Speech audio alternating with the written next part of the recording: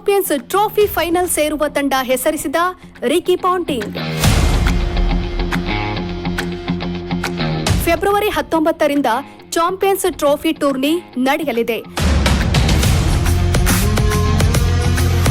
ಪ್ರಶಸ್ತಿಗಾಗಿ 8 ತಂಡಗಳು ಇದಾಗಲೇ ತಯಾರಿಯನ್ನ ನಡೆಸುತ್ತಿವೆ.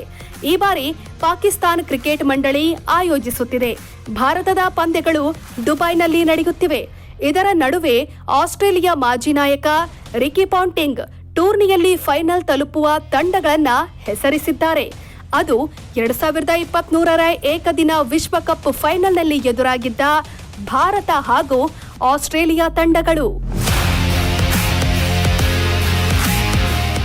ಪಾಂಟಿಂಗ್ ಪ್ರಕಾರ ಈ ಎರಡೂ ತಂಡಗಳು ಫೈನಲ್ ತಲುಪಲಿದ್ದು ಇವರಿಬ್ಬರ ನೇರ ಜಿದ್ದಾಜಿದ್ದಿ ನೋಡಬಹುದಾಗಿದೆ ಅಂತ ಮಾಜಿ ನಾಯಕ ಹೇಳಿದ್ದಾರೆ.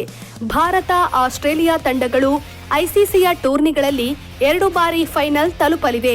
2023ರ ಏಕದಿನ ವಿಶ್ವಕಪ್ ಹಾಗೂ ವಿಶ್ವ ಟೆಸ್ಟ್ ಚಾಂಪಿಯನ್ಶಿಪ್ನಲ್ಲಿ ಉಭಯ ತಂಡಗಳು ಕಾದಾಡಿದ್ದವು. 2 ಪಂದ್ಯದಲ್ಲಿ ಭಾರತ ಸೋಲು ಕಂಡಿತ್ತು.